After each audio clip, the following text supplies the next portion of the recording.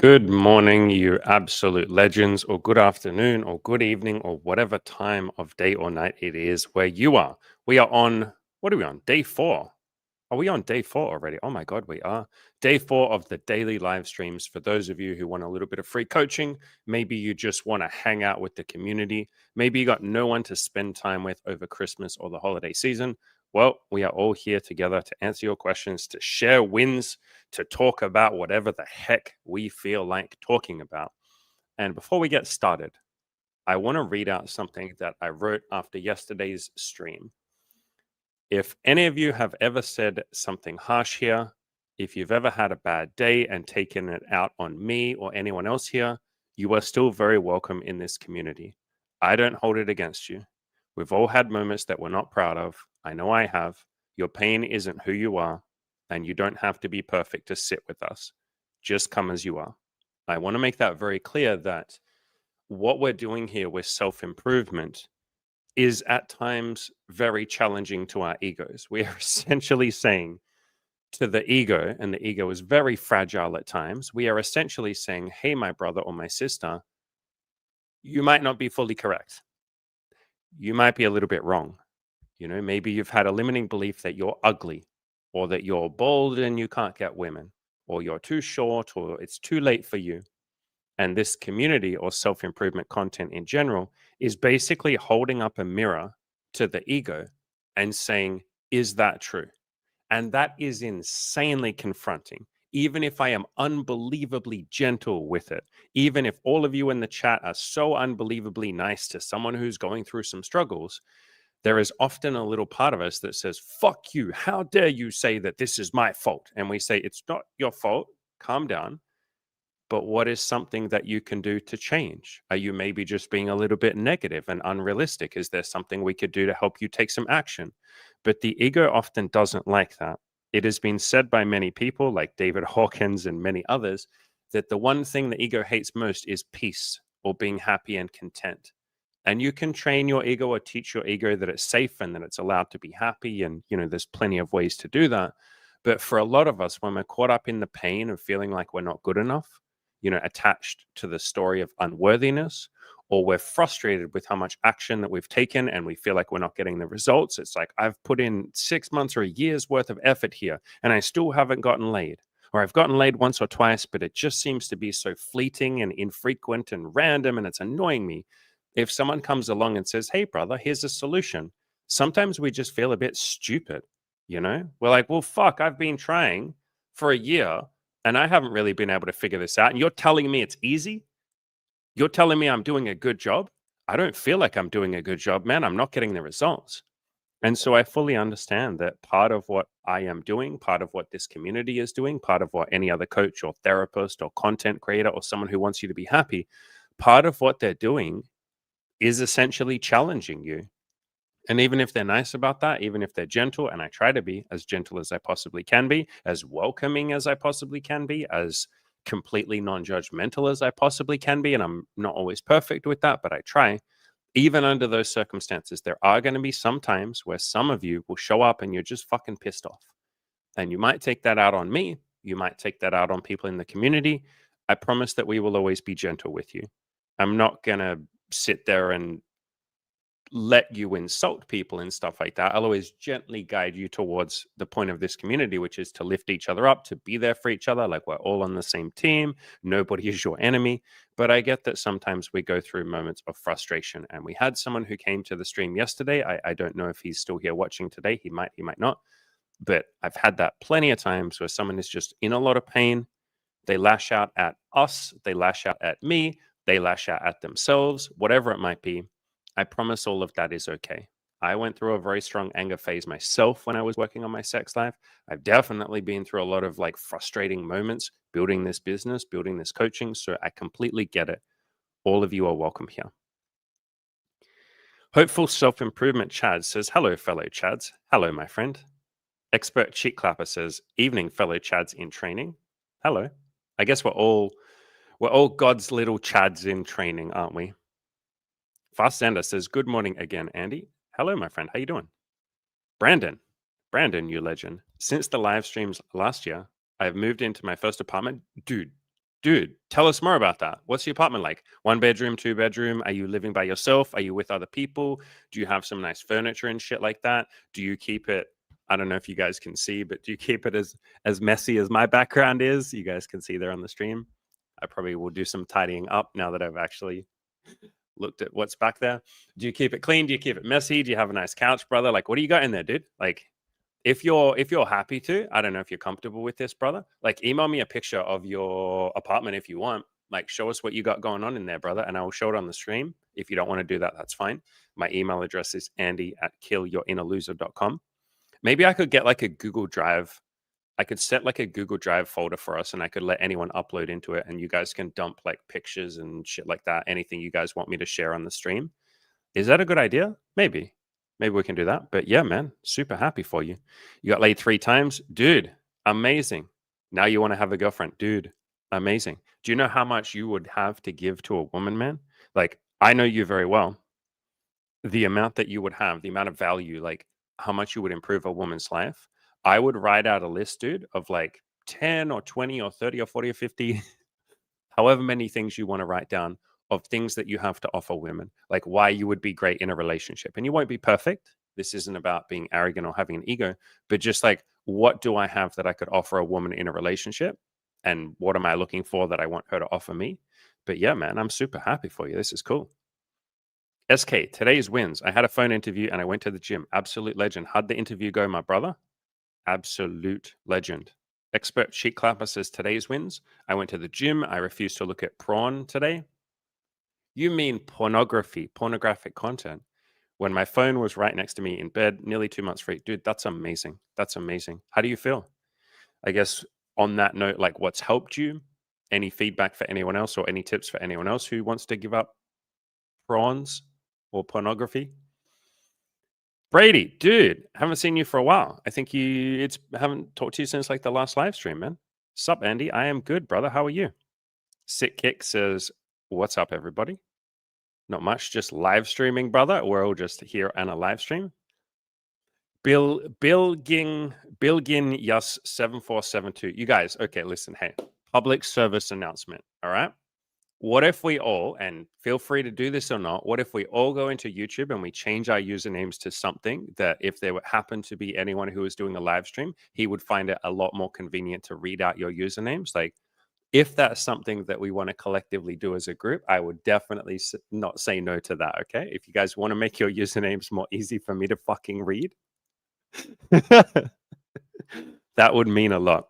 You say, hey, Andy, how you doing? I am good, brother. Have you had anything fun today? Yeah, trying to read your username, motherfucker. That was fun. I went for a little walk this morning. I think that's about it. I woke up at like 5:30 a.m. and it's currently 7 a.m. So I went for a little walk, went and talked to or did a couple of voice messages for some of my friends. I always like voice message people and give them some motivation and tell them that I'm grateful for them and all of that. So I did that with a few of my friends. I did that with Molly, the woman that I'm seeing right now. So yeah, man, it has been a good day. You said, I forgot to ask during our $200 coaching call last Thursday, what is the difference between the coaching options other than the price? Which coaching options are you talking about? Because I technically have 3. We have the Abundance Collective, which is $200 a month. So that is run more by my coaching team, but I jump in there every 2 weeks and do a Q&A and answer everyone's questions and give everyone some love and stuff like that. So that's like the most affordable end, like $200 a month. And that's like an accountability group. Everyone in there is super motivated and stuff like that.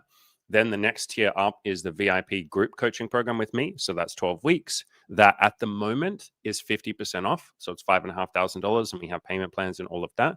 So that's 12 weeks of, you get like tons of access to me. Like I record voice messages for people every day. We have a weekly group coaching call, which we just had one yesterday. Like you're still getting tons of access to me. And then above that, there's a tier that I don't offer to a lot of people. I'm only working with one guy right now, which is like hardcore one-on-one coaching with me. And at the moment, that is $10,000. And that's everything that's in that VIP group program. So like access to me every day, access to the other coaches, weekly group calls, voice messages from me. And then on top of that, I do a one-on-one call with that person once a week. And then they can DM me like any day if they ever have struggles. So those are like the 3 coaching options. If that didn't make sense, dude, you're welcome to just like shoot me an email and I can record your voice message talking more about this. Like, easy, man. If you got any questions, like dump them in the chat or you can email me or whatever. And then you said, what do you talk about during those calls? So I assume you mean like in one of those two VIP, like hardcore coaching programs. Uh, Talk about like whatever people want to talk about, like whatever they're struggling with, whatever their goals are, whatever's going on. You said, is it only related to dating and intimacy or business too? No, no, no, no, no. Tons of business. Yeah, yeah, yeah, yeah. Like anything, anything, anything. There's a guy in the group right now who most of his time has been focused on being a better father, and I've done that a few times. We've coached quite a few guys on being a better father, and you don't need to have kids to help someone be a better father. Most of it is just like listening to the guy and giving him strategies for dealing with stress and all of that. So we've had like 3 single fathers come through the coaching group. We had a single mother come through the coaching group as well, and we helped her with that as well, helped her with her business and other things as well. Yeah, we've coached quite a few people on business, brother. And if you want, like, if you want to listen to, let me see if I can show this for you. If you want to listen to like interviews with them to see like, what they worked on, what they achieved, and all of that sort of stuff, if you just go on the coaching page, man, like quite a few of these I talk about business. So here, so Laz, let me make this a bit bigger for you. Where'd we go? Laz like doubled his monthly income working with us. So he went from like 20,000 a month or 25,000 a month to like 45,000 a month. So like roughly doubled his income. Uh, Marcus here, we helped him start a business and he earned his first $500 in like less than a month. He did a really good job. Who else? There'll be more. So there you go. Andreas, we helped him with his like fatherhood and being a better father and stuff like that. There's a couple more here. Here you go. Corky, we helped him start a business as well. We helped Dimitri start a business, earned his first $500. And I just did an interview with Alistair. Hang on, let me change the page. Alistair is a guy that came to coaching a couple of times. And the first time he came, we helped him start a business. And then this second round of coaching was like only focused on making more money in his business. So you can just go on my YouTube channel and just watch this interview here. It's called From Virgin to Sleeping with Over 30 Women Plus Building a Business. And in his like 6th week of coaching, like the first round of coaching, he'd already bought a van for his business and like he crushed it. He put a lot of effort in.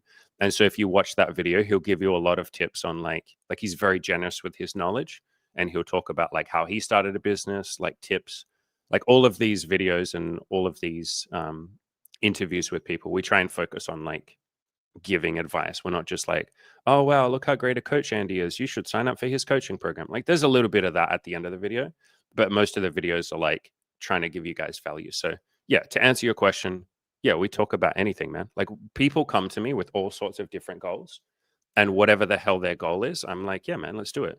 So I have people that come to me and say, I want a marriage and kids. Like we've had a few people that get married through the coaching program. I think like 5 people now. Yeah, 1 woman and maybe 4 people in total. There's like been 3 men that have gotten married and 1 woman that I can think of.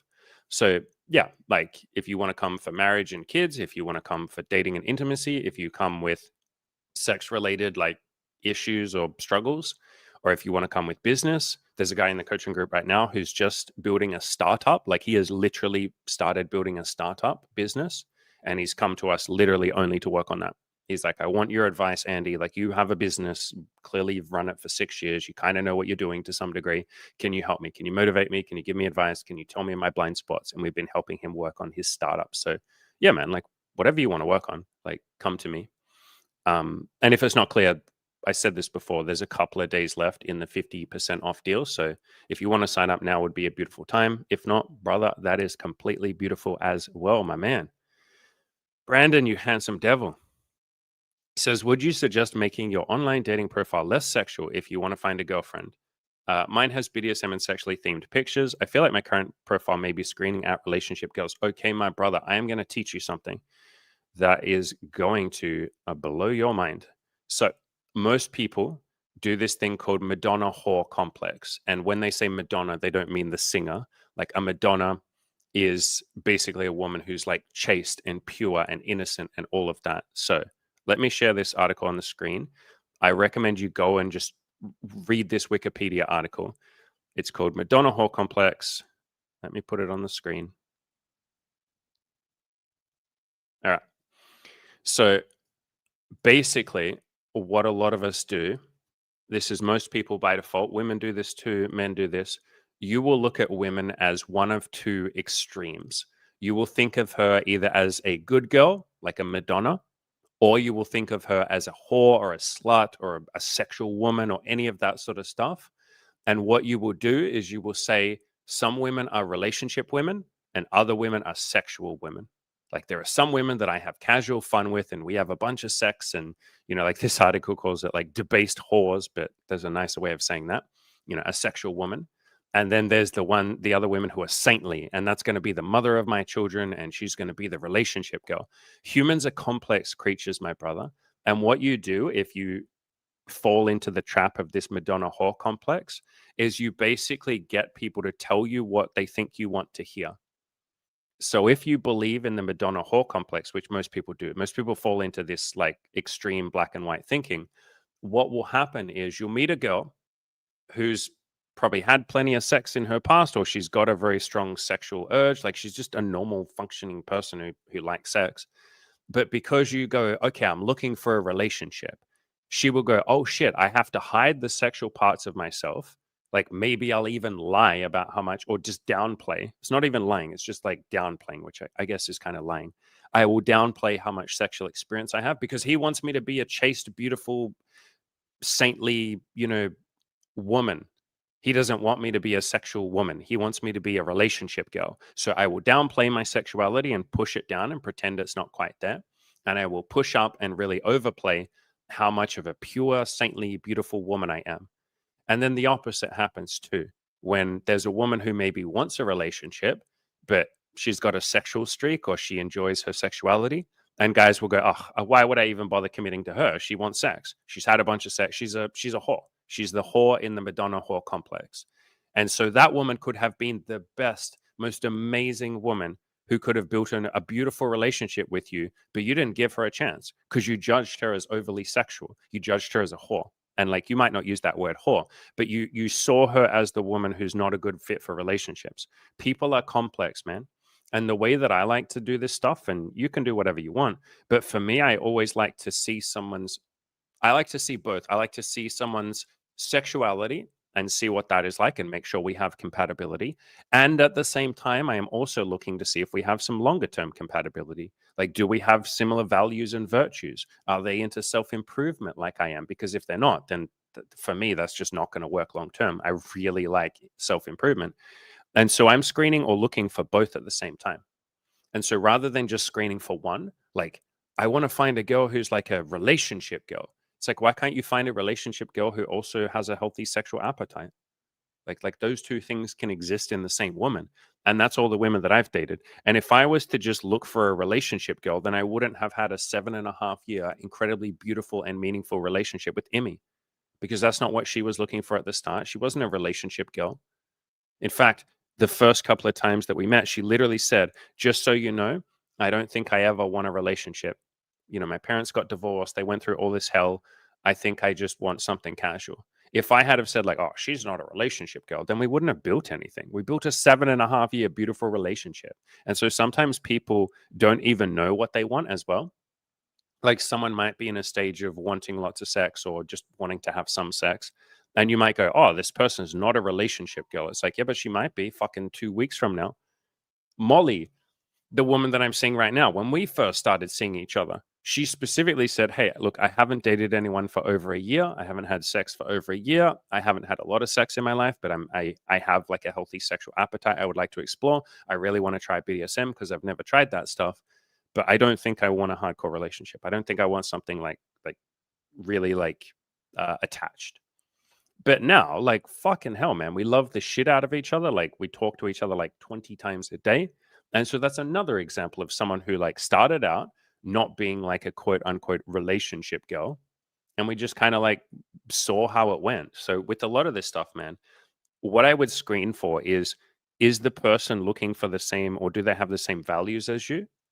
Are they looking for the same thing as you? Like, are they at least maybe open to the idea of a relationship in future, or even if they're not, even if you guys don't want to put a label on it and be like, we're boyfriend, girlfriend, are they at least willing to improve what you guys have every single day? And that's essentially, to me, a relationship. So even if you're having casual sex with someone, find the person that wants to make the casual sex better every single week, that wants to learn about you and your goals, that wants to share things with you, that will be vulnerable. And that's just you being vulnerable first. Find the woman or the person that wants to build something with you, brother.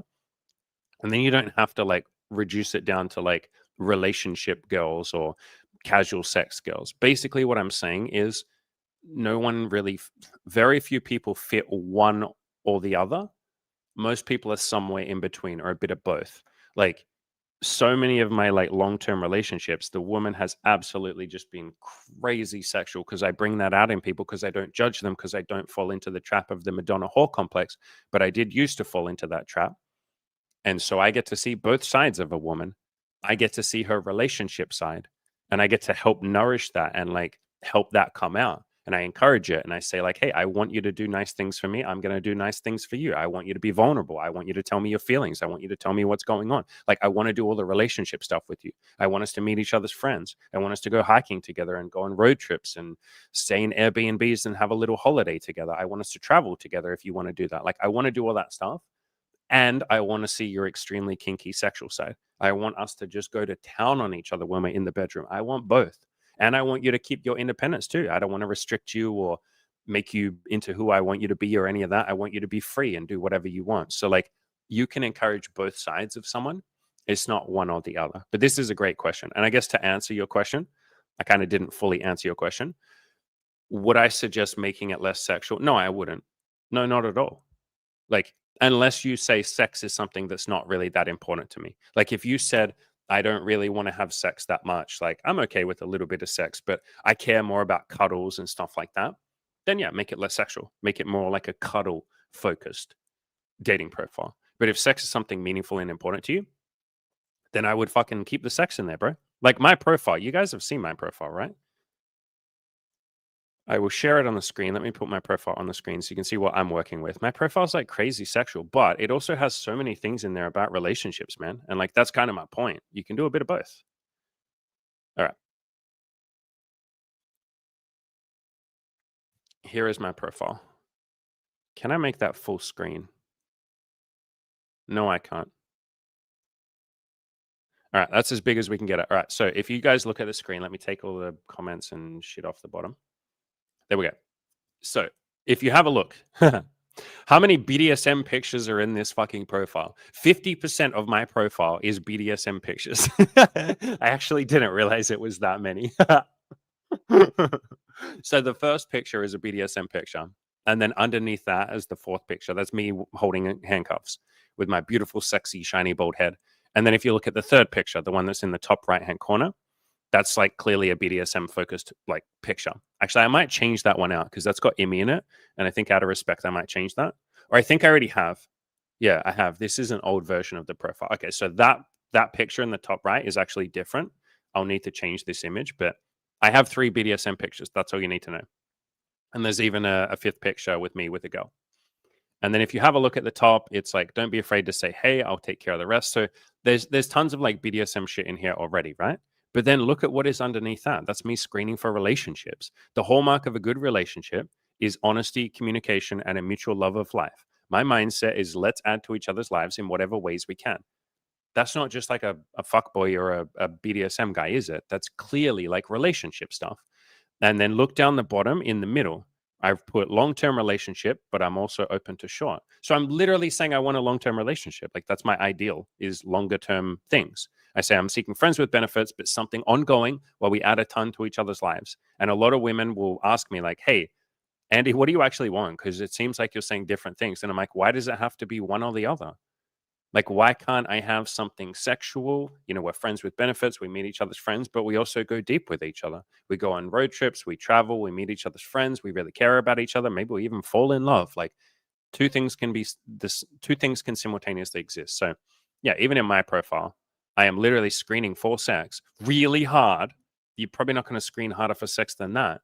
But I'm also looking for a longer term relationship because, like, that's what I like. And yes, some people get confused by that and they're like, oh, but I just want one thing. And it's like, great. that they don't match with me. The people that just want one thing or want to put it into like a little bucket just like won't match with me. So yeah, all of that is me saying, Brandon, you're allowed both things. Fast Sanders has got my list of successes on dates for y'all. Do it. Dump them in the chat, you legend. Sick Kick 72 says, I'm going to change my username to Mike. You mean my... This is like, I don't know if any of you grew up watching The Simpsons, and Bart would often call Moe's Tavern, and he'd make a joke, and like he'd get him to say it out loud to the bar. This is exactly what you've done. So if anyone doesn't know what this name is supposed to sound like, it's My Cock's Long. Haha. Actually, if you do change it to that, that would be amazing. Like genuinely, if you change your username to that, I would be very fucking impressed. So like, please do. Brandon says, I live by myself. I got 2 rooms. Amazing, dude. And I still have a lot of furniture to get. That's almost the most fun part, bro. So if you are still looking for furniture, I've always found like Facebook Marketplace really good, because sometimes people will give shit away for free or like $50, and they'll say, look, if you come pick it up, I'll give it to you for free, or just throw me $50. I actually right now am looking at a piece of furniture that I have in my kitchen that I don't want anymore. I'm just going to throw that on Facebook Marketplace and be like, yo, if you come pick it up and I don't have to do shit, like you fucking do all the lifting and shit, like bring a friend and take it away from me, you can have it for free. And there's tons of that shit on Facebook Marketplace. So yeah, you can always get cheap furniture on there.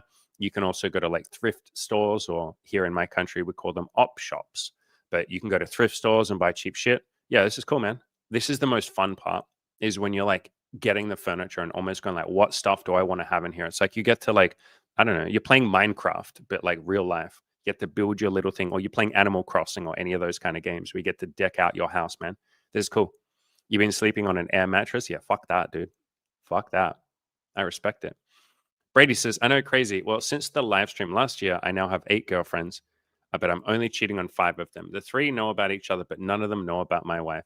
Brady, I'm going to slap you in the fucking face. You're such a fucking troll. My business made $1 billion, but it was also in the Epstein files, so I've gone bankrupt. Fucking hell, Brady. Jesus Christ. You want to tell us what you've actually been doing, you fucking joking little troll? Imagine you reply and you're like, no, like literally that is what, and then I Google you and it's like, that's actually true. This guy was straight up in the Epstein files, made $1 billion, was solely responsible for Epstein not ending his own life. Expert Cheek Clapper says, my main tip is to slowly phase it out and actually start watching vanilla stuff. So you're talking about how to let go of like pornography. Watch some vanilla stuff. The brain seeks out extreme stuff. So if you reverse that, you tend to look at porn less. That's my opinion anyway. I have found that too. I have a few friends, like my friend Taylor and a few other people, that made a decision several years ago to say, okay, I don't like the content that I'm watching in porn, but I still do enjoy watching porn. What if I find like wholesome porn? And I can, maybe I won't give you guys examples. I don't know. Like porn is a sensitive thing, and sometimes guys don't like me to talk about porn because they're like, fuck man, I'm trying to do nofap and you're talking about porn. But if any of you want, you can send me an email or something and I can tell you a few, like, I know a few different companies and like porn studios that do very wholesome pornography. Like all the sex is, they will talk, like they'll have an interview before they have sex. Like 2 new people are meeting each other. They'll literally sit there and talk to each other, and they'll talk to the camera and talk to like the interviewer. And they'll talk about their kinks and what they like, which is literally what I do when I go on dates with women. Literally, I say like, what are your kinks? What do you want to try? What do you not want to try? Like that's like a healthy part of having sex with someone. Even if you're not into BDSM and shit, it's like, talk about what you like in the bedroom, because how the fuck else do you know what the person likes and what they don't like? And so in these porn videos, they'll talk about what they like, and then they'll end up having sex, and it always starts very gentle and like normal sex does. They're a bit nervous.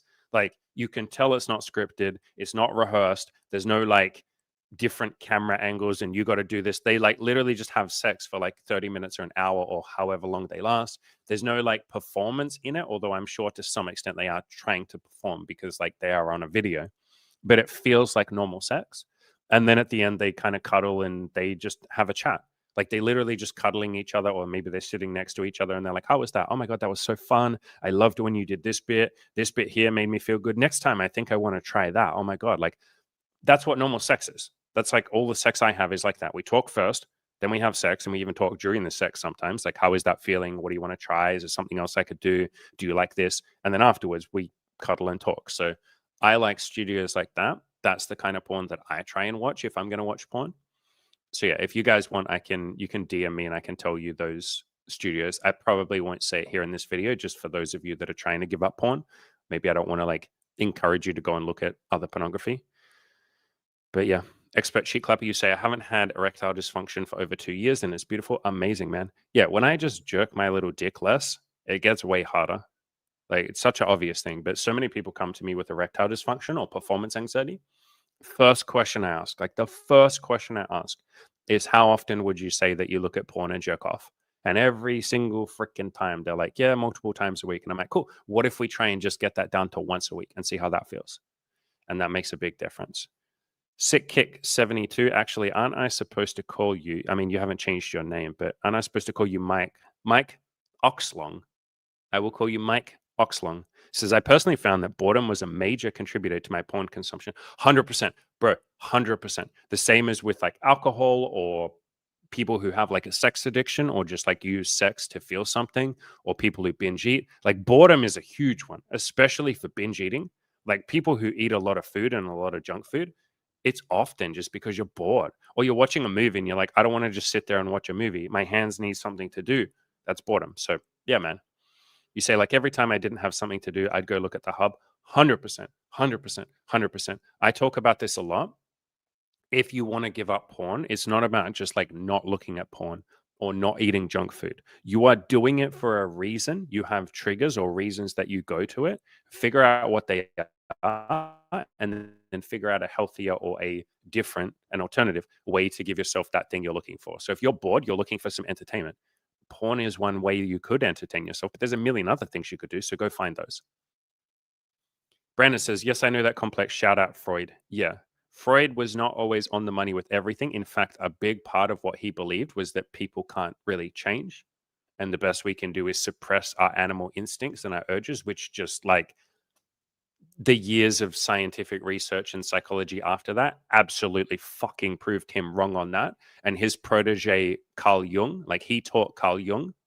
And Carl Jung and him had a lot of disagreements because Carl Jung really believed that like people can change and people are fundamentally good. They just need to be put in the right environment where that can come out. And Freud did not agree with that.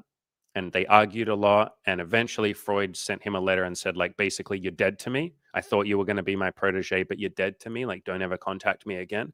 And Freud was devastated. Sorry, Jung was devastated by that, but then went on to, do his own shit and all of that. By the way, while we're talking about Carl Jung, who I really like a lot, do you guys know that Carl Jung built a fucking castle by hand? I only just found this out like a week ago. I literally did not know this. Yeah, I'm going to show it on the screen. Nobody ever freaking told me this. Our boy, Carl Jung, the nerdy little like psychotherapist, built his own castle by hand. It was called Bollinger Tower. Look at this shit. Does this not look like heaven on earth? This motherfucker built this like amazing freaking like I can't show you a good image of it. Yes, I can. No, I can't. Whatever. You can see there in the thumbnail. This amazing castle. Look at this on the water, and he built it over like several decades. Like it took him several decades, and he would just go hang out there. There was no electricity.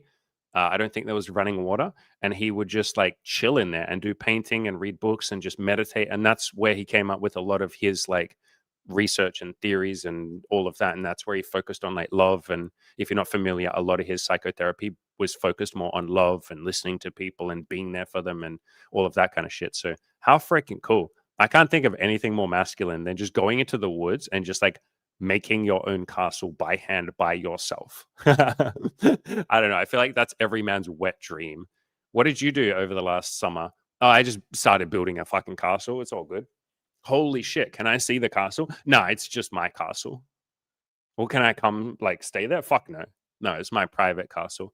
There's another guy called Henry David Thoreau. I believe it was him. Let me make sure I'm correct when I say that. Henry David Thoreau, was he the guy that lived in the bush in the woods? Yeah, he did. He made a cabin in the woods and he just like wrote books in there. I love this shit. This shit appeals to me so much. I don't know if you guys I know I'm kind of hijacking the stream and literally ignoring all of your questions now because I just want to like talk about guys who live out in nature. Do any of you know the channel? Actually, you don't even have to respond. I'm just straight up ignoring you guys now. You're going to listen to me whether you like it or not. Do any of you know this channel, Outdoor Boys? This guy like literally goes out into Alaska and just like does these crazy cool like, oh God, I love this channel so much. And if any of you love this channel and you really like him, he stopped making content. And if any of you don't know this, I'm sure there's got to be one of you that doesn't know this. He came back. He's made several videos already. He's made like 3, and he's also made one for someone else's channel as well. So yeah, our boy is back. But anyway, I love his channel. He goes out into nature and he just lives in the like literally in the snow and shit. And he'll like make a little weird tent in the middle of Alaska, minus 26 degrees Fahrenheit. Like this guy's crazy, but in the best possible way. I love him. And he's like very humble and very nice. And I love his channel. All right. How about I actually answer your questions again? Yeah, Sick Kick 72 says Outdoor Boys is goated. I know, dude. I know. I don't know if you know, but he's back. Like I said, he's making content again, man. Amazing. Expert Cheek Clapper says building your own castle is a Chad dude, right? You just like live in a castle, you do painting, you read books and shit. Like no one comes to bother you, hopefully. Maybe you get a knock on the big castle door. They have to climb over the moat. They have to swim through the moat, and then they knock on the door, and you're like, "What's up?" They're like, "I'm here to tell you about Jesus." And you're like, "Brother, me and Jesus are tight. I get to stay in this castle all the time and just fucking be with myself. You don't need to tell me about Jesus, bitch. I've met God. I'm in a castle." Expert Cheek Clapper says, "I am a proud debased whore." Yep, you're the whore in the Madonna whore complex. And like, to be honest, like we all have a whore part of us. It's just a lot of us feel a lot of shame around sex, especially women. Jesus Christ. And so if you come into it thinking like, oh, some women are relationship women and then other women are the sexual women, you just contribute to like women going, okay, well, I got to hide my sexuality when I want a relationship. And then, like I said, she'll just suppress it. She'll hide it. She'll downplay how many partners she's had and all of that. Like so many guys go out there and they're like desperate for a woman with very little experience, which if you want that, fine. Like go for whatever you want. But the way that they screen for it is by basically saying, they're like, you're not like one of those girls, are you? Which immediately just screams to her, like, oh, okay, this guy's judgmental around sex. Do you think she's going to be honest with you? She'll be like, oh, no, no, no. I've barely had sex at all. Of course not. Sex is weird. And she'll downplay all the time she's had sex because you can't handle if she says, yes, I have had sex. Right. So what you want to do instead, if you're looking for a woman that doesn't have a lot of sexual experience, if that's important to you, you just come in with a non-judgmental frame and you're just like, hey, I'd love to hear about your history and, you know, no judgment from me. And then genuinely don't judge her. And if she has had a lot of sex, you can just say, hey, maybe that's not what I'm looking for. You know, I haven't had a lot of experience, or I want someone who hasn't had a lot of experience because I really like the idea of learning together and growing together and all of that. And so like, you know, no hard feelings. I think you're a wonderful person. You know, I hope you find what you're looking for. You don't even have to say all that. You just say, hey, you know, it was great meeting you. I didn't really feel like we're a good fit, but I hope you find what you're looking for. Like, great. Just come into it with non-judgmentalism. Otherwise, you will find that people do downplay their sexual experience. Excuse me, sexual experience. Sick Kick says, I find it incredibly hard to not be judgmental of others. Welcome to having an ego, brother. Welcome to being a human. This is like possibly the biggest challenge and the biggest reward if you can, you know, improve it. But the biggest challenge of being a human is your brain is literally hardwired to do one thing above all else, which is to judge everything, to judge yourself, to judge others, to judge life, to judge your past, to judge the future, to judge people who have money, to judge people who don't have money. And the reason that it does that is to try and keep you safe. We grew up in a time in cavemen days when if you didn't judge the lion as dangerous, you would just get eaten. And if you didn't judge that berry bush as like dangerous, you would eat it and you'd be poisoned and you'd die. And so we learned, or we developed, just like most animals, this ego that constantly wants to judge everything as like safe or unsafe, or us versus them, or dangerous, good versus bad. Like we want to judge everything like that and very quickly. Because again, in caveman days, if you sat there and said, like, there's a lion about to eat you, and you're like, maybe I'm being a little bit too judgmental with this lion. Like, are all lions bad lions? What if this lion, sorry, you just got eaten. Like, you got eaten in a second. And so we are supposed to, as a survival mechanism, judge things. It's not a bad thing. It's just that now, in the current day and age, we are more than safe. Like, where's the fucking lion coming to eat any of us? Like, where? Even if you become homeless or something, in most countries in the world, not all of them, but most of us listening right now have welfare systems and people that will come in and feed you and like support groups and all of that stuff. Like, we're pretty safe. And so now we're in a really nice place where we've handled most of our basic needs, like survival, food, shelter, and all of that. And now we get to work on the self actualization stuff of like connections and sex and love and building a business and having some meaning and all of that. And so judgmentalism sometimes gets in the way of that stuff.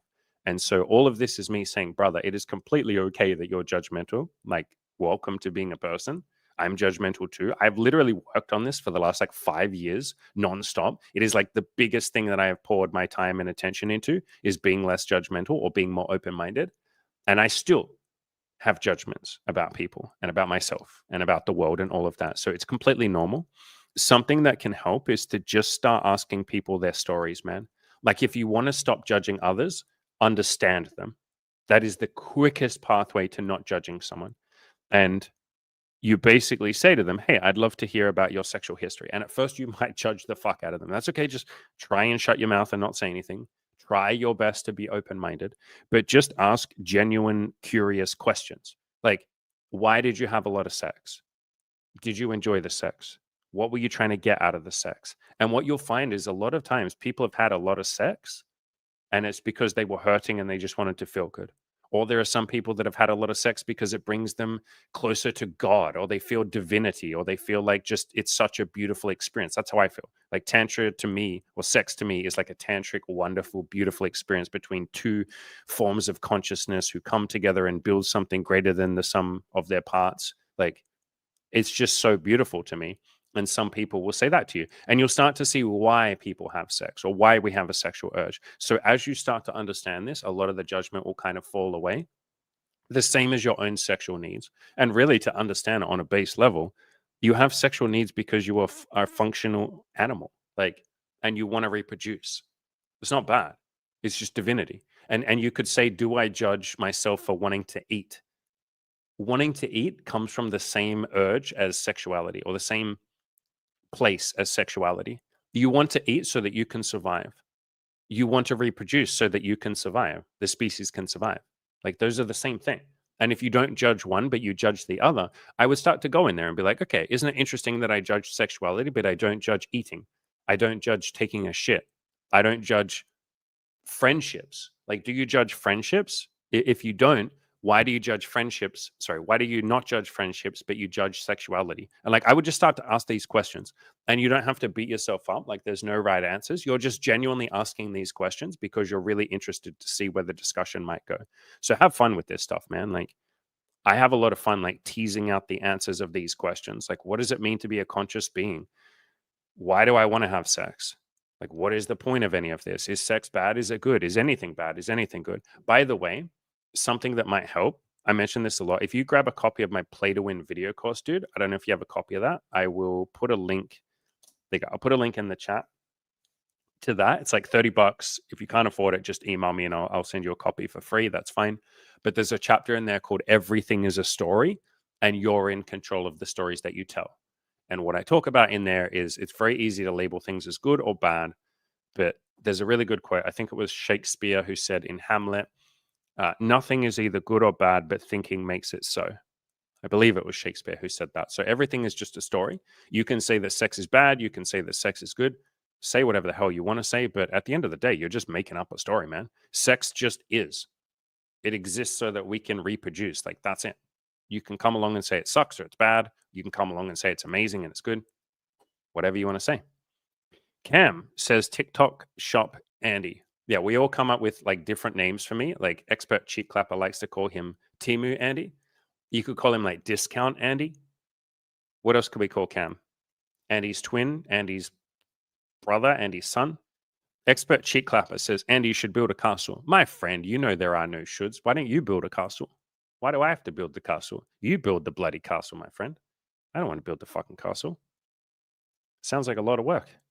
All right, let's share out Fast Xander's wins. Or, yeah, I guess these are wins. This is you celebrating yourself. You have been at this for 224 days. Amazing. Absolutely amazing. Brilliant. What I would say, man, is like get to the first year, like 365 days, and then take a little break. You don't have to stop approaching, but like take some time to really meditate on what you've just achieved. When you get to 1 year of doing this, like take a rest, take a step back, and just be like, wow, I've done a lot. Count your approaches if you want to, count your phone numbers, like any of that stuff, and just celebrate how far you've come. And then make a plan for how you want to spend the next year and what you want to work on. And we already talked about this, but there are things you can change. Like maybe you could be more funny, more flirty. Maybe you could take some friends out with you. I don't think I even suggested that to you, but that would probably be my biggest suggestion for you, man. Other than working on like the gratitude and the mindset and all of that, get some fucking friends to go out with you, dude. You'll get 10 times better results because you'll be in a better state. You'll be having more fun with this. You also won't care if women don't give you a phone number or don't sleep with you because you're out with your friends. Like I would say probably half of the approaches that I've done in my life were with friends. Like it just makes such a difference. And everyone that comes to our coaching program that wants to approach, we basically like not force, that's not the right word, but we like highly, highly, highly, highly suggest that they get some friends in real life or they meet up with each other. Like, sometimes we link up coaching clients with each other, or they at least jump on a phone call with one of the other guys in the group every time they go out. And if they ever can't jump on a phone call, I jump on phone calls with them sometimes. And I'm just like, hey man, I'll be here. It's okay. We'll chat. We'll do this together. And that just makes this a lot less lonely and a lot less of this like solidarity thing. I think a lot of men think that approaching has to be this like lonely, isolated thing. And then it's very easy to get a bit down on yourself. But if you're out there with some friends, man, this is so much more fun. So, yeah, I'd get some friends to either jump on a call with you, like someone in this community could do that for you or with you, or get some people in real life. You've done 1,606 approaches, absolute legend. Also, you might be at the point where it might benefit you more to stop counting. Like, I don't count my approaches. I definitely don't count how many phone numbers I get or how many people say no. Like, I just don't count any of that because it can often get you to focus on this as if this is a statistics game where you're almost like, shit, what is my percentage? Oh my God, I've only got like, this many percent of women give me a phone number. And you almost get like overthinking with it. You're probably at the stage where if you want to, you're allowed to stop counting this shit. You're allowed to just go out there and talk to a couple of girls a day, talk to 20 girls a day if you want to. Like you could probably do more at this point, but it's really hard to do more if you're constantly keeping track of the numbers because you feel like, fuck, 1,600 approaches is so much and I don't have the results. It's like, I would almost just stick that aside.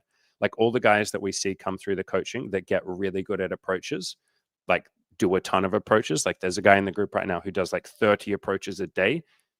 He counts how many approaches he does that day, but he's not counting total because that will just drive him insane. And so you might be at the stage where it actually helps you to stop tracking this as if this is a spreadsheet and we're doing a statistics course. And you just go out there and start having fun with this. Like for a lot of guys, keeping track of the numbers is not fun. It's helpful at the start when you're trying to just motivate yourself.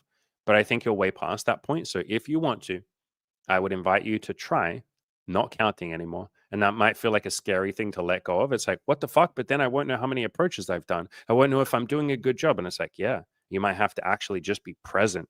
Oh, fuck, that would be intimidating. You might have to just be present with each woman that you talk to and take each moment as it comes and just do your best and try and have sex with them instead of worrying about the numbers. It's almost like the numbers are an extra thing to worry about. You say, I did 637 conversations, 104 phone numbers, gone on dates with 14 different women total. That is such a huge success. That's incredible. That's amazing. That's amazing. That's like really cool. I want to keep reading out your stuff. Okay. Gone on 11 instant dates. That's cool. That's really cool. Gone on 3 non-instant dates. Kissed 2 women on the dates. Got a girlfriend. That's the big win, brother. That's amazing. Actually, I think the big win is how hard you've worked at this and how much you've just been consistent. Went on 25 dates with the girlfriend. That's cool. Had sex 6 times with the girlfriend. Amazing. Yeah. I think one of the issues I've been having is that this space is so awash in success stories that sound too good to be true, like men that have sex with multiple women within weeks, that my own successes seem pitiful in comparison. Yeah. Do you know how many times I've said like I know it's really easy to compare yourself to the other people in the community, but it's almost not fair, Xander. Like, they come to me and they pay big amounts of money and they put a lot on the line to be in the coaching program, right? They're literally saying, okay, I am ready to go all in with this. I'm going to give you a big chunk of my income, Andy. A lot of them have to take payment plans. I'd say most people take a payment plan because they don't even have the money up front. And so they're like, I'm essentially going into debt, sort of. I'm going to pay off this payment plan over the next couple of years or the next year or whatever. I'm really all in with this. I'm really fucking serious. I have 12 weeks to work with you, Andy. I want to absolutely make the most of this. And they do. And so, because of that, they do crazy things. Like you said, they will have sex with multiple women within a couple of weeks of being in the coaching program because they've made a declaration to themselves that I will now do whatever it takes to be successful. You might not be at that point yourself, right? Like, if you were in the coaching program right now, I would give you a list of like 100 things that you could do that we could give you even better results. Like, there are so many things that you could do, and I'll tell you what those things are anyway. I already have been, every day I'll tell you some. But like, in the coaching program, you would just do them because you'd be like, Jesus Christ, man, I've given you a ton of money and I have 12 weeks and I want to make the most of it and I really want to go all in. And on top of that, in the coaching program, we have a whole list of videos. We have like a video library of like how to make the most of the time in the coaching. Here's a bunch of like videos to help you with approaching. Like, we've just done all of this stuff to make sure that people have crazy good results because they're paying lots of money, man. I don't want to just take people's money and be like, yeah, maybe we'll get you laid, but maybe not. Like, they're basically almost paying for like a guarantee. And I do with some people, not everyone, but like with some people, if they're really struggling to get results, I literally say to them, look, man, when your time in the coaching is up, you can just stay in the coaching for a couple of extra months if it helps. Like, just stay in there for free. It's fine. Like, let's get you the result that you want. So like, I'm basically guaranteeing results, right? And so because of that, and because of the fact that people are in a coaching program where everyone else is doing crazy shit, it motivates the hell out of them.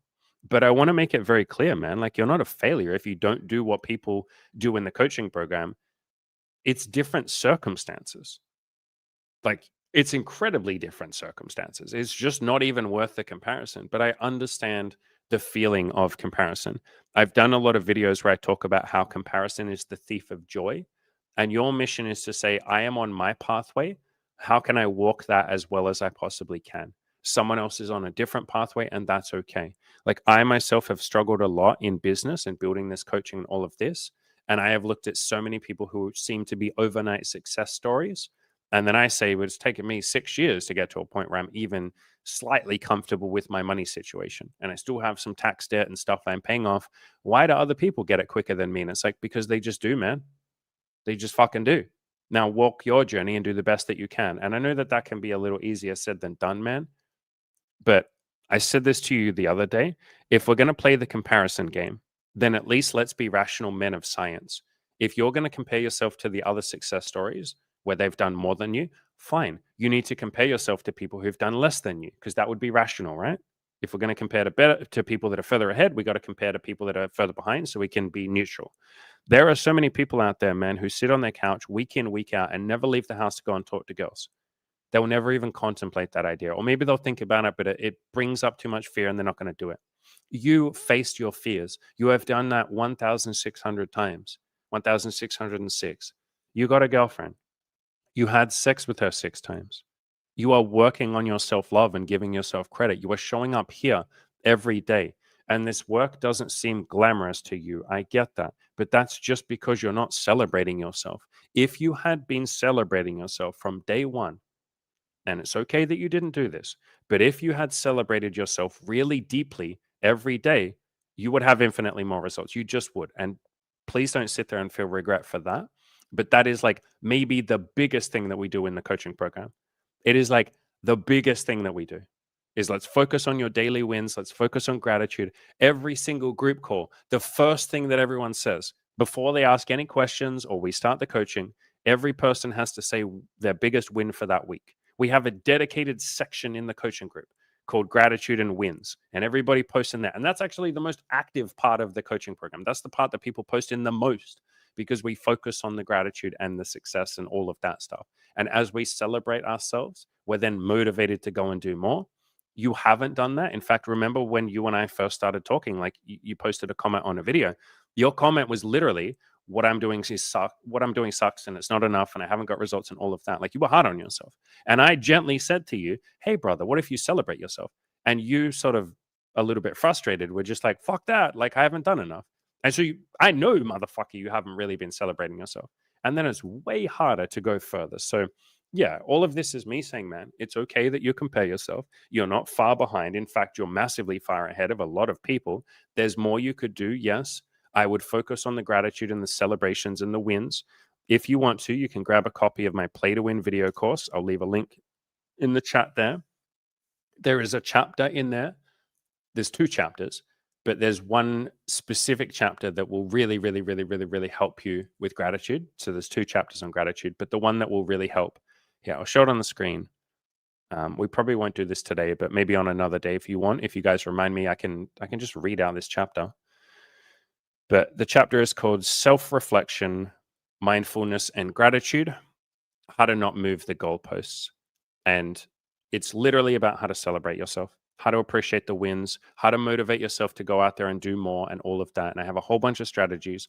I would grab a copy of this, dude, and I would start working through it. And I said this before, this offer will always apply to all of you. If any of you can't afford the Play to Win video course, just email me and I'll give you a copy for free, or you can pay me like $1 or something. That's fine. But yeah, I would check this chapter out, man. It's like, in my opinion, my estimation as a coach, as someone who's been doing this for like 6 or so years at this point, that is the missing link of what you're missing, brother. You're missing that like self-reflection and that gratitude and that feeling of like, you know what? I'm doing a pretty good job. How can I do more? But what you've sat in for quite a while now is like, I'm not doing good enough and all these other people are ahead of me and I'm not, anything compared to them and I envy them and fuck and all of this stuff. Like you're just feeling like you're behind, and that can be motivating temporarily. Like insecurity and envy can be such a good motivator at the start, but eventually you just start to lose momentum. You start to feel like, what's the point? I'm never going to feel like I'm good enough. Yeah, because you're not letting yourself feel like you're good enough. So that would be the thing that I would work on. And then you said, I tried to see if anyone would envy me. I posted in r/forever alone, which is a very like depressed place. I probably wouldn't post there. I asked if anyone there envies me and it got deleted before anyone responded. Maybe, yeah, because you came in and said, hey guys, hey forever alone. Literally like one of the most in pain, deeply depressed and sad places on the internet, like equivalent with r/incel or the black pill. Like forever alone is maybe even sadder. r/suicidal, whatever that subreddit is. There's a subreddit for people who are suicidal. You went to one of the most in pain corners of the internet and you said, hey guys, I have a girlfriend and I've like had sex with women, and of course they deleted you. I'm actually surprised they didn't just like fucking harass you and dox you and send the SWAT team to your house and be like, who's this piece of shit? Fucking getting laid piece of shit. Yeah. Man, if me, in all of my gentleness, sometimes trigger people in jealousy when I'm not doing anything, I'm just existing, I'm like trying to help you guys. There are enough people that go, fuck this guy, he's bald, he shouldn't be able to get laid. Like, how the hell is this possible? Who the hell is like, we had someone like that yesterday that came to the stream. If I accidentally trigger people and make them envious when I'm not trying to, I'm genuinely trying to just be there with all of you.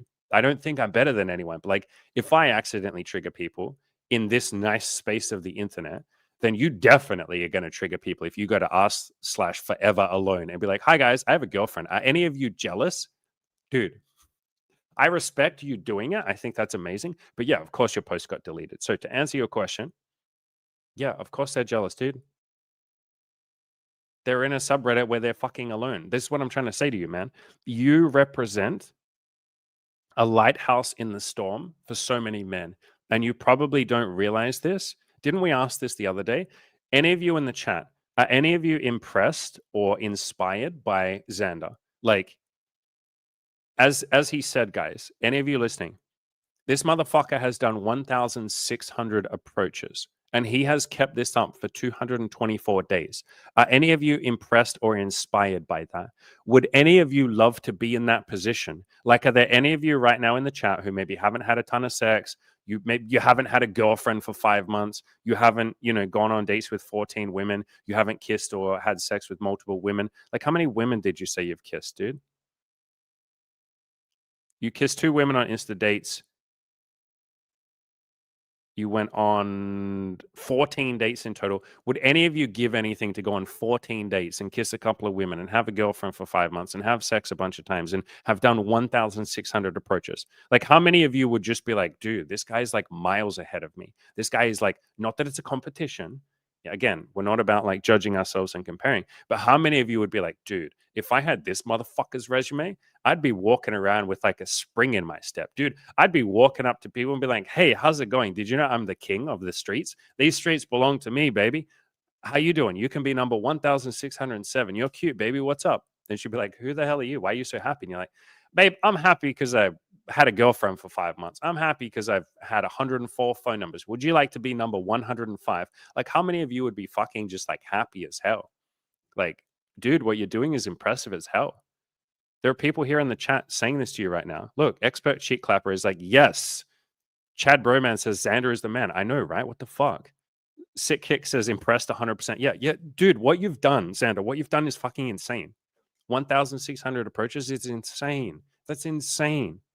Half of my coaching clients would like to be in your position. And it's funny that you compare yourself to the end result of someone who has paid a lot of money and gone through a 12-week hardcore transformation, change your life coaching program. You compare yourself to that end result. Bro, half of them right now in the group would love to be you. Like, if they came to the coaching with your resume, I'd be like, well, this is easy. This guy's going to be so easy to work with. Like, you would be the easiest client to work with because you've already done like 90% of the work. And all I would do is go in there and teach you some gratitude, change a couple of things so you can go out and talk to more women. Maybe would get you a wingman so this is more fun so you can do more approaches. Maybe would get you to be a bit more flirty or something. Like, we could go in there and analyze that shit if you wanted to. We could change a few things. But like, most of what I would say is I'd give you a pat on the back and be like, bro, you're fucking killing it, dude. How do we get you to start doing more approaches? Like, that's what I would work with you on. I'd be like, how can we get you to do 10 approaches a day, 20, 30? Because then you'd really have results. Like I said, one of the guys in my coaching group right now is doing 30 approaches a day. You could easily do that, dude, based on what you've already done. That could be your next mission. How do I get to 30 approaches a day? And if that intimidates you, that's fine. Just do one approach more than you did before. Like, just play it as a game. But like, dude, you're fucking killing it. Chad Broman says, Xander, you'd be surprised how low the bar is for anything. Yeah, I know, dude. Makiro Roll says, yeah, he's cool. Yeah, dude. Mr. 3447 says, yeah, I've never had a girlfriend. Do you see what I mean? Hopeful self-improvement chat says, mate, I'm so impressed that I'm trying to connect with him to get them energy. Yeah. Do you see what I mean, Xander? Like, you're fucking crushing it. By the way, if any of you want to meet up with each other, like you want to, like, maybe don't type your personal details in the chat, but what you can do, and we did this last year for a couple of people, you guys can just email me. Like, if two of you want to connect with each other, both of you email me and just tell me your, I don't know, your WhatsApp or your Instagram or your email or whatever, and then I'll connect you both. I'll send you both the things. So Xander, if you want to meet Hopeful Self Improvement Chat, or if you guys want to like talk or like be friends or some shit, even online friends, both of you just email me. So my email is andy@killyourinnerloser.com. Shoot me an email, andy@killyourinnerloser.com, and I can link you both up. But yeah, Xander, look at all these people saying, wow, I envy this guy. Or like, not even envy, but like, I'm impressed by this guy. And you said, I honestly didn't realize that anyone could get or could envy getting 13 dates and one girlfriend from 1,600 approaches. This is why I said stop counting. You're seeing this as a stats game, and you're trying to like this is not what getting laid is, man. I'm gonna read you this article I wrote. Let me find it for you because it might change your life. I used to do exactly what you were doing, and I was like literally keeping track of my lays and shit like that and my stats, and it was driving me insane. Like, I was doing the same shit as you. And someone gave this pep talk to me, and he was basically like, what the fuck are you doing? Like, why are you keeping track of your stats? Why don't you just go all in and talk to more women? Stop mucking around. and it just absolutely changed my life. It was like literally this post. So let me read this out because this is like I'm being serious when I say this was literally the reason why I started having a lot of sex. So I'm going to read it out to you verbatim. So back in early 2018, I wasn't really getting laid much. In fact, I was doing everything I could to procrastinate having sex. Yeah, I was kind of avoiding it. Let me make this a bit bigger. Uh, what have I done? There we go. Okay. So I was avoiding everything I could. I was kind of procrastinating. I wasn't really making moves. I wasn't talking to as many women as I could. I was going on lots of dates, but then like not really trying, right? I was avoiding the work and I was counting my stats and all of that. And I was barely talking to any girls, or I was talking to girls, but like I was kind of where you are right now, Xander, where I was just keeping track of the approaches. And I'd done a ton of approaches, like roughly as many of you. Actually, I think a little bit less than what you've done, but I'd done a lot of approaches and I just was not getting laid, right? I think I'd gone like 200 approaches in a row without going on a single date. And I was really starting to get bummed by that. And in hindsight, it was because I wasn't really trying. I was playing it safe. But I posted on the forums about it, on the Good Looking Loser forums. And a guy with the username No Strings Attached, still am so grateful to him for this day, to this day. He hit me with a truth bomb that turned it all around. I'm going to post it here. This is literally copy paste of what he said. And hopefully you'll get something from it. He said, I'm going to be straight up with you. You have delusional expectations of this game. For starters, you have this idea of there being a magic number of approaches that it takes to fuck a girl. There isn't. Xander, this is him speaking directly to you. I know that Chris, like Good Looking Loser, mentions his approach to lay ratios, like how many women he has to talk to before he has sex, but they're meaningless. Yeah, they fucking are. Instead of carefully calculating your approaches as if you have a limited amount that you can use, approach as if your life depended on it. Yeah, man. And this is like something that we do in the coaching program. Like guys will come, they've done a lot of approaches, they feel like it's not working out, and we'll go like, dude, imagine if you just actually cared about having sex instead of keeping track of the fucking numbers and trying to be efficient. Imagine if your only goal was, I just want to have sex with a beautiful woman. What would you do? What would you change? And they're like, wow, fuck, okay, I'd probably talk to like 50 women a day. And I'm like, then let's figure out how to get you to 50. Let's do that. You can keep track of all your stats, approaches, dates, etc. But what counts is how many girls you fucked. I mean, because that's what you said you wanted, right?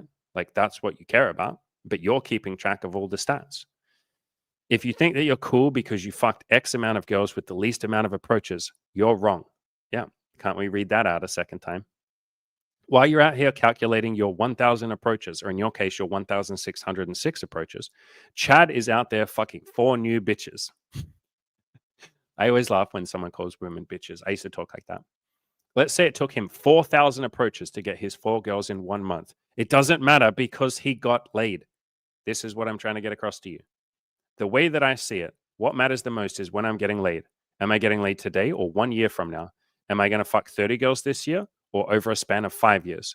Secondly, you really need to work on your looks. I don't know what the trends are in Australia, but in Los Angeles, your style would be lacking. That was very true at the time. You are tall, and that puts you at a great advantage. Use that. For the types of girls that you like, I don't think you have to get buff. I'm not saying not to, blah, blah, blah. So he's just giving me some fashion advice here. And I was skinny fat at the time. Thirdly, you mentioned this, but I want to say it again. If you want to be successful, you have to go all in.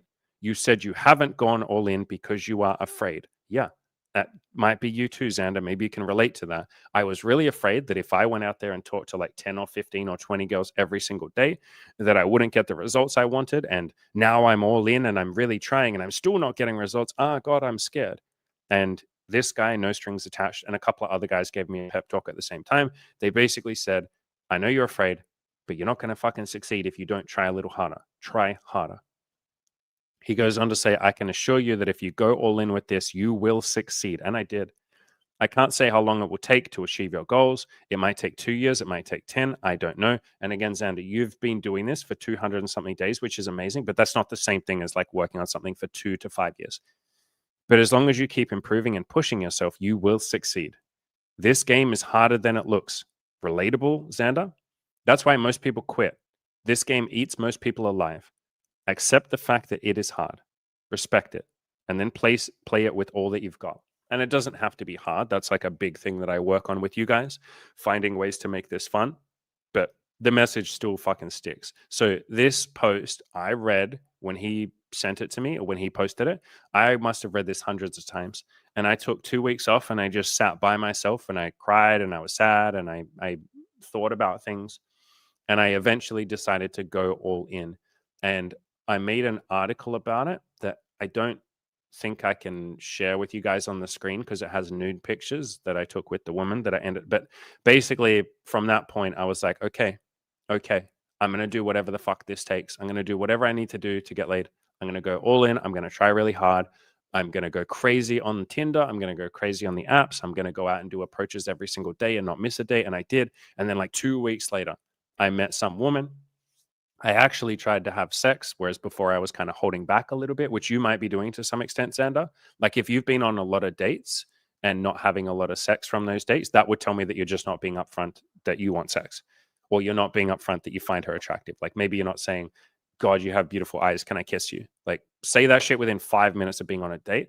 That immediately makes it more sexual. Say, hey, I'm having so much fun. Do you want to come back to my place? We can fool around. We can make out, whatever we feel like doing. Like be more sexual or be more upfront. And so I actually went all in with that. And then, yeah, that boom, that was when I started having sex. And then a couple of months later, I had my first threesome. I met Emmy. Like the rest is history. So a lot of the time, it's that we're not going all in and we're too busy counting the approaches, kind of like you did here, where you're like, I've done 1,600 approaches. It's like, that's amazing. But why do we care about how many approaches you've done? Like, do it to give yourself credit. But I would now start transitioning to focus on the thing that you want, which is to have sex. And I would focus on that. I wouldn't focus so much on the approaching. Like, you're past that stage, man. Like, you're really good at approaching. I'd now focus on like having sex and doing whatever it takes to go all in with that. You said, I used to do up to 15 approaches per day, but it was simply too exhausting and the quality of the interactions was low. I wouldn't worry about the quality of the interactions anymore. Like that just isn't what is necessary to have sex. I would focus on having sex. And what I'm saying is I would start being honest about that. I would start making it clear that you find women sexy. I would start making it clear that you want to go on a date with them and kiss them.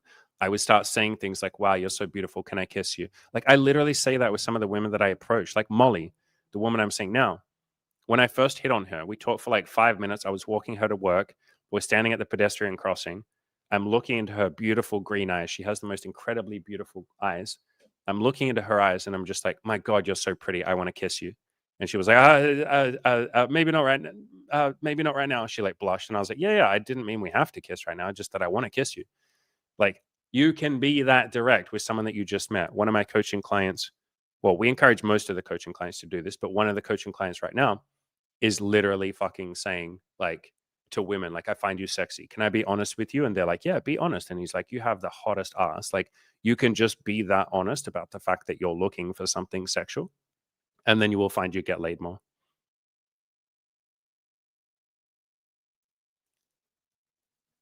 Mr. 3447 says, you know, these words apply to many things in life. Yeah, I have a chapter in the Play to Win video course, which I will put in the chat there again. There you go, guys.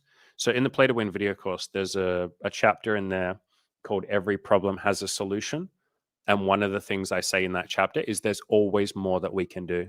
Like we can always go a little bit more all in. We think we're doing a lot, and we are. Like we're kicking ass. We're doing a whole lot of work, but there's like a level above that. And how do we get to that next level? How do we take more action? Expert Cheek Clapper says, I can confirm Andy's pin is all over his website. A surprise to be sure, but a welcome one. Thank you, brother. I appreciate that. Yeah, we got tons of naughtiness on there. That's why I don't link to my website. I mentioned my website, but I don't like directly link to it because there are some naughty pictures in there. They're tasteful. They're like artistic nudes and stuff like that. But yeah, there are a couple of pictures of my penis. Actually, no, you're right. There are some pictures of my penis on there. Yeah, there's some sexual articles and stuff like that. So Mr. 3447, you said, I want to read it. Can you share the name of the article? The article is called something like Going All In with Getting Laid. Pretty sure that's what it's called. No, it's not. No, it's not. No, it's not. It's called Assorted Tidbits. Just search Assorted Tidbits. Tidbits is spelled, actually, I'll put that in the chat too. It's a weird word. Just search for the word tidbits on my blog. You'll find the article. And then in that article, it's like down the very bottom. I talk about a couple of other funny little dating stories that I've had, but that was the story where I'm like, here's what I did to go all in. I think I've read it out in a video too. I think there's a video about it. I just can't remember what it's called. But yeah, man, like when we decide to go all in with this stuff, that's when we really start getting results. But yeah, Xander, I want to make it very clear. Like you're really like crushing it, man. Like you're doing an awesome job. And there would be things that I would like tweak and change, but like you're already kicking ass, man. Like I said, I would probably stop counting the approaches, or if you want to keep counting, that's fine, man. Like you do you, but I would focus more on the thing you want. I want to kiss women and I want to have sex. And I would put that in your mind and I would start communicating that to women. Like I would literally just start communicating that. Like me on an approach, you're so pretty, I really want to kiss you. Or you're on a date and you're like, wow, you're so pretty. Can I kiss you? And most of the time they'll say yes. I went on a date a couple of months ago with this British girl, Cam. You're probably going to know who I'm referring to, the one that I stopped seeing. And on the first date, we went and grabbed Starbucks. We sit down in this park. We're literally sitting down on this bench. Like we've only known each other for like what, 5 minutes at this point, maybe 10 minutes, 5 or 10 minutes.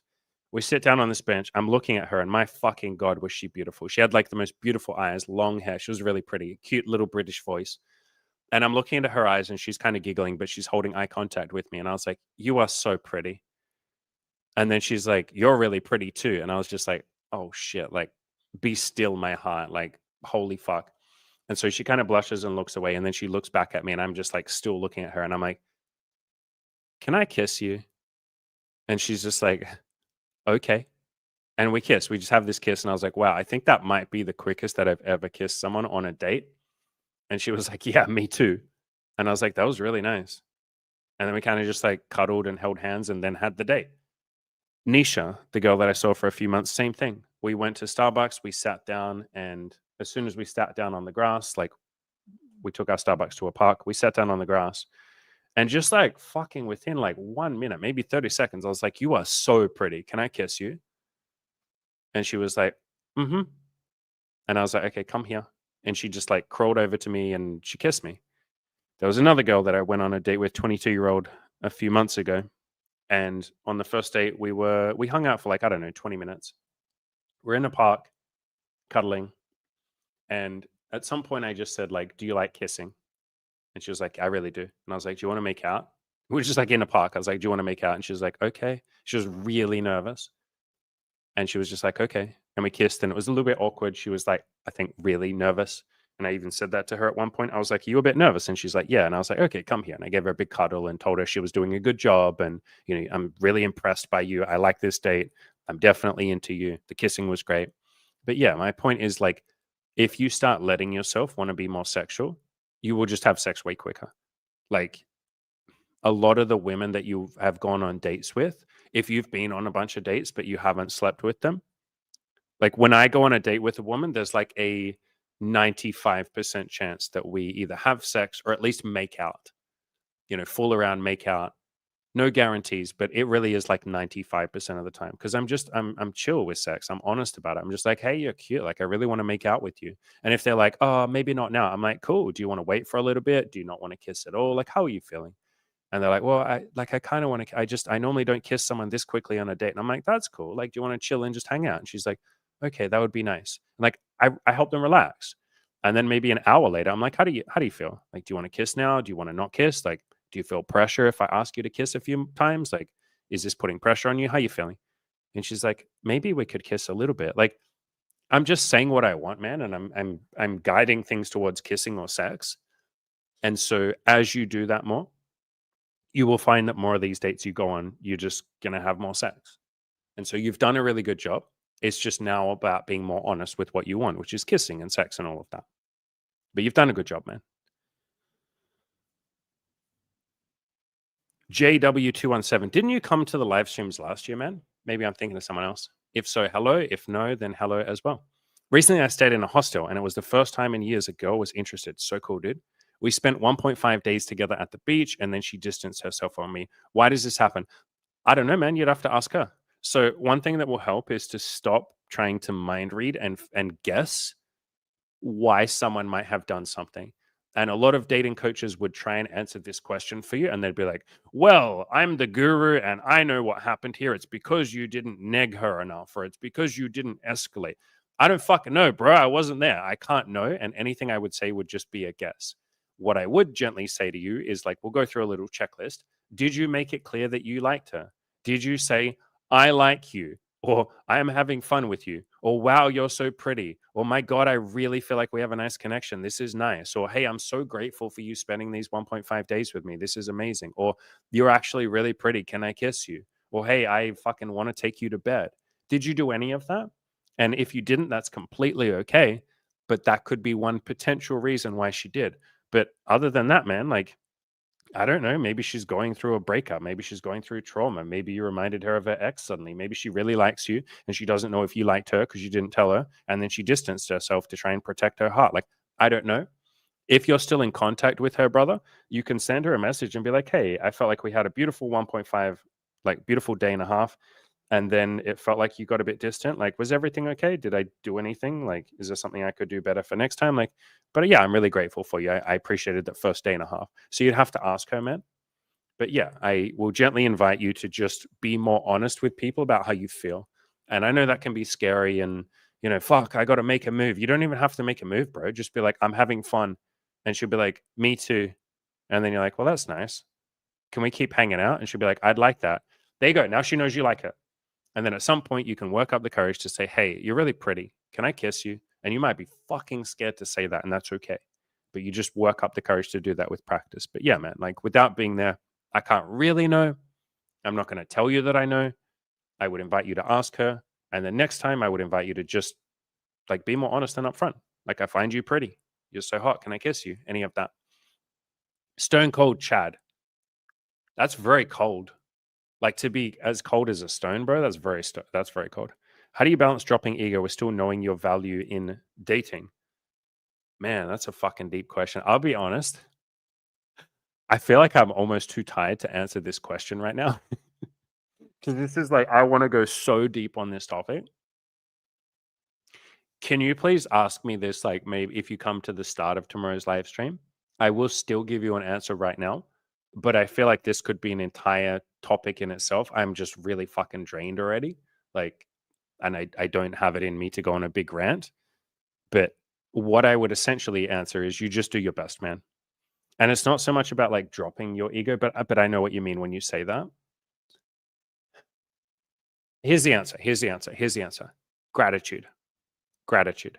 So ego is saying, wow, I'm so good. Look at how good I am. I'm top G. I'm an alpha male. I'm the best. I'm better than other people. I'm better than all these women. That's ego. And so if you want to start letting go of a little bit of the ego, you swap it out for gratitude. So you say, I'm grateful for all the people that helped me get to this place. I'm grateful that I know what I want in dating. Isn't that cool? I'm grateful for the wonderful women who give me their time and their sexuality and their energy and their feminine energy and all of that. Like, wow, that's so beautiful. I'm so glad that I have that. I'm grateful for my own boundaries and the people that taught me to know my own value when dating. I'm so grateful to them. You basically take the credit and you hand it over to other people. That's how you sort of lower your ego. You switch it out for gratitude and appreciation. Appreciation for yourself as well. Wow, I'm grateful that I put in all this effort to increase my value in dating. Isn't that cool? I'm grateful that I'm courageous, that I go out there and try. So swap it out for appreciation. Like, you'll notice a lot of the time I will get you guys to do stuff to try and like increase your value, like help you realize your own value or help you feel worthy. But I never do that in a way where I'm like, you're better than other people. Look how great you are. Like, look at you. You're literally better than everyone. Occasionally, we might say something that sounds similar to that, but I'm always going to bring it back to gratitude with you guys and be like, isn't it cool that you know your value and she can know her value? So I guess that could be an answer too, brother. Like, how do you let go of a little bit of ego? By not saying that you're better than the woman, by not seeing it as a power struggle, which is what most people do in dating, dude. Jesus Christ. Where it's like, I'm better than the woman. I need to have power over her, or she has power over me. Like, rather than seeing dating as like, I have value and I'm better than her and I got to go out there and get laid. I'm going to get laid. I'm going to take sex. See it as a collaborative effort where it's like me and her are going to come together. I mean, maybe literally. Me and her are going to join together, do something beautiful together. I'll make her life better. She'll make mine better. I know my value and I would like to give the value to her and she will give value to me. Like we're going to give to each other rather than take. Like a lot of people will use their own self-worth or their value to take from the other person. They'll be like, I know my value, so I have standards and she needs to do this for me and she has to do this for me. And it's coming from this very like almost angry, combative place where you're seeing the other person almost as the enemy. And I've done lots of content on this, brother. I probably could have just given you this video to answer your question, but let me share this with you, man. I've done quite a few videos on this, and one is literally about how people see dating as a boxing match. That's probably the most relevant. So if you go onto my channel, just search for the word boxing. It's this one here. You're treating dating like a boxing match. Do this instead. I will put it in the chat right now as we speak. There you go. And then there's this one here. Women are on your team. It's you and me. I'll put that in the chat there as well. So both of those are in the chat on the live stream. Or you can find them on my YouTube channel. I think those are the main two videos that I did on that topic. Yeah. So both of those. You're treating dating like a boxing match. Do this instead. And I don't think you are, by the way, but I'm saying like that's what most people do. And then women are on your team. So see this shit as a collaborative effort. Two people who both have value, who both have standards and things they want and all of that, and your teammates. And then there's no ego. Like if someone's on your like, do you have an ego around your best friend? Maybe like a little bit, but like you want your best friend to be happy, right? You want your best friend to win. You want to win and you want them to win. See dating as that. Dating is a chance for two people to come together, maybe literally come together and win. They both get to win. There's a quote on this from Mother Teresa that I really like, which you guys would have heard me say quite a lot. Spread love wherever you go. Let nobody come to you without leaving a little better off. So that's your dating mindset. Is like any woman that dates me, whether we just go on one date together or I hit on her and we talk for 30 seconds and then she says she has a boyfriend, or we date for a year, or we date for the rest of our lives, doesn't matter. Anyone who interacts with me in a romantic sense, I want them to leave just the tiniest bit better off. And that won't always be possible, but I'm going to try. And as long as you have that mindset, and then you find the people who have the same mindset, brother, because some people don't have that mindset and they'll want to, take advantage of you or any of that. And that's okay. We don't have to hate those people. We just go, hey, I don't think that you really like men, or I don't think that you really are on my team. We'll just go separate ways. No hate or love. But yeah, I would treat people like they're on the same team as you, man. And that will like take away a lot of the ego. So you can let me know if that answered, but those two videos will probably help. Maybe go watch those two videos. I've put them in the chat, or you can just find them on my channel. And then if you got more questions like tomorrow, we can talk about this again. But this is a good question. I like this question.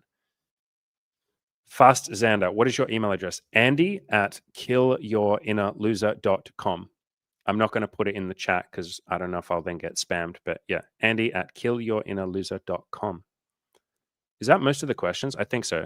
I think there might have been one or two questions. Let me scroll up. Brady, brother, I forgot to read out your wins, you legend.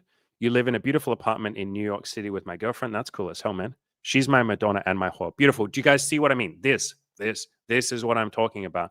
If you allow a woman to really come into her sexuality and you don't judge her for it, my God, dude, she will open up and do amazing, crazy, wild, kinky, beautiful things that she's never done for anyone else because they all judged her.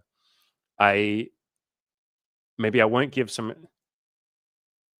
I'll give some examples. I'll give some examples of people I'm no longer seeing, and I'll keep them anonymous. But I have dated a lot of women that I will ask them about their history. I'll say, like, what sexual stuff have you tried? What have you always wanted to try?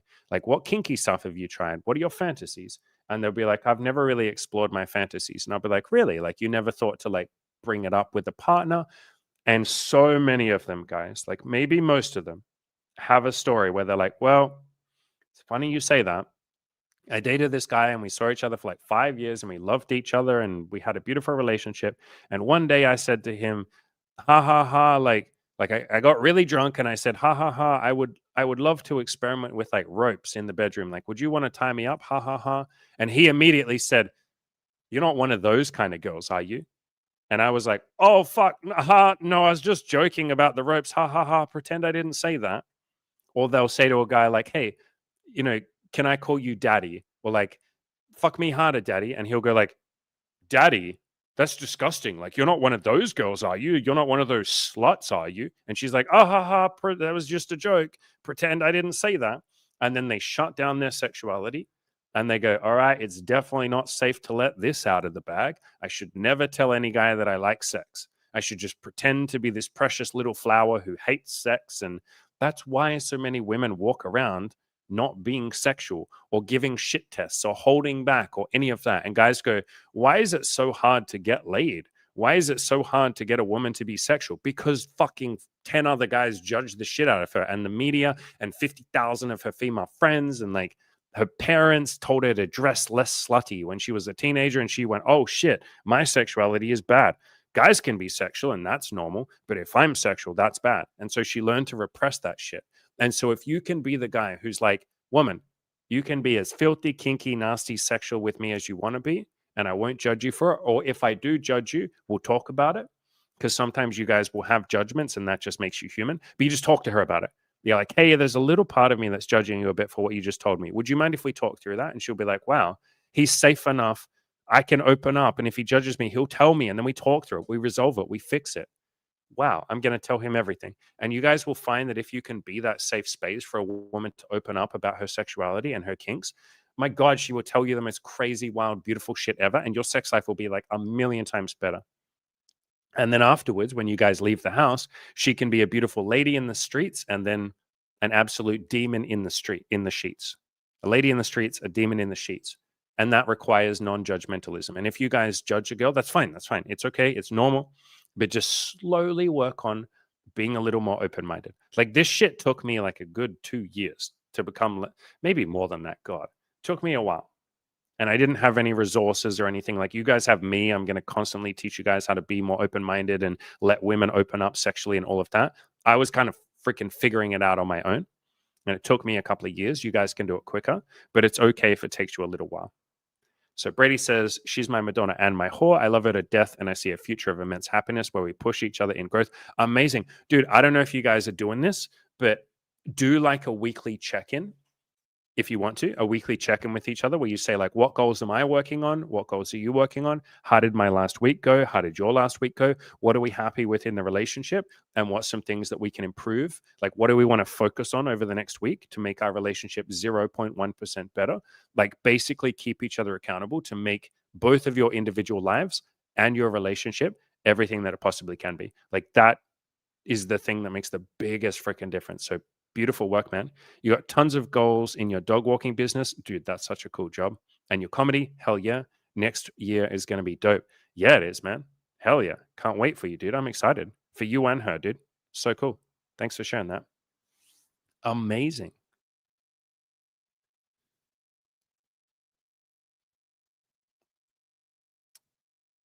Uh, Briman, 2052. Are you from the future, dude? Did you come from 2052? Bro, is everyone still using phones in the future? That's my question. Or has everyone got those Meta glasses? Okay, Meta.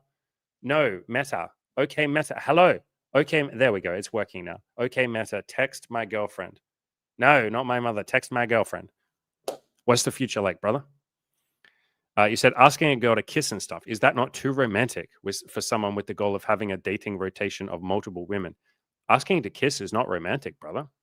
I mean, you could say it's romantic. Plus, why can't you have both? So, guys, just as a general rule or a general like idea, our brains want to make things very one or the other. We call that binary thinking, or you might call it black or white thinking. So, your brain, Breeman, is saying, I can either be romantic if I want to have a long-term loving marriage with one woman, or I have to have zero fucking romance and just be like fucking bitches, and then I can have a big rotation of lots of women. It's like, why can't you be the guy having a rotation of multiple women who's incredibly romantic and loving and kind and gentle and sweet and also an absolute fucking demon in the bedroom? Why can't you be both? I am. And you'll find that this is what most women want. Like, go and read women's romance novels. Go and actually read women's romance novels, or get some female friends and ask them, like, what is your number one fantasy? And they're like, a guy who's a bit of a bad boy and an absolute fucking psychopath in bed who would just rail me like an absolute beautiful slut. He'll treat me like a beautiful slut. And then he'll immediately pull me into his arms and love me and nurture me and be romantic and do nice things for me. That is what most women want. It's just that like most guys think, well, I have to be one or the other, and then women kind of give up on that fantasy. I am gonna send you guys a meme that Molly sent me. So Molly, one of the women that I'm seeing right now, I'm gonna have to get it off my phone and then put it on my computer. So give me a second. But this is a meme that Molly sent me like before we had sex too. And she said, this is what I was praying because I was telling her how I like to have sex and that I'm very gentle and I'm very like loving and I'm nice and all of that. And I told her all of this stuff, and she was like, "Oh my god, you have no idea how much I have wanted this my entire fucking life. I want that stereotype or that archetype of like the guy who's just an absolute demon in bed, but he's also incredibly freaking nice. Is that even possible?" And I was like, "Well, yeah, that's like how I have sex." And she was like, "Oh my god, it's like my prayers have been answered." And for the first like 2 months of our relationship, she would tell me that like multiple times a week. She's like, it's like I invented you out of thin air. I didn't think a man like that was possible. Someone that would absolutely just destroy me in bed and go to town on me, but then would just be like loving. So let me get all this shit off the screen. So this is one of the memes that she sent me. I need disrespectful sex, but make me feel loved. Like so many women will tell you this if you actually ask. Um, and there's another one that she sent me. I'm trying to find it. It's like called the Lover Boy Dom.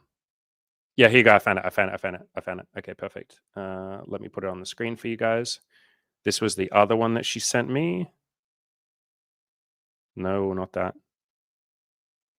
Technology is hard, guys. There you go. This one. She sent me this as well. I want a soft lover boy dom, like a romantic guy that will rail me into the floor with so much care. And she literally sent this to me like before we met up. And I was like, oh, baby girl, that's absolutely me. Like, that's 100% me. I'm going to like push you down into the mattress, push your little face down into the pillow, tell you what a beautiful whore you are for me, adore the shit out of you and make sure you're nice and safe while I absolutely just go to town on you.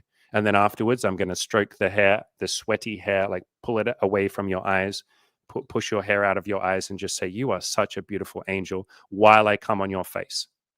Like, that's what you're going to get from me. And she was like, oh my fucking God. Like, I am wet right now. Like, please. So, yeah, brother, like you can absolutely be romantic. I'm one of the most romantic people you'll ever meet. Okay. As an example, so I date multiple women, I have lots of sex.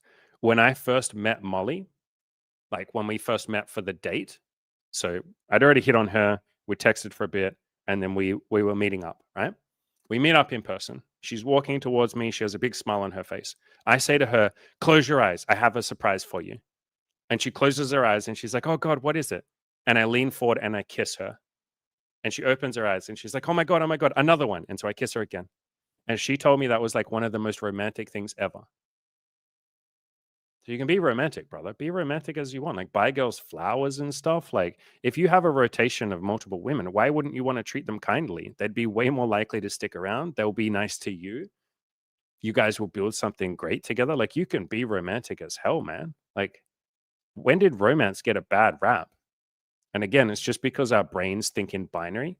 Where like I can either be really romantic and then she'll have to be a long-term relationship, or I can be hardcore sexual, but then I can't be romantic. It's like, brother, be both.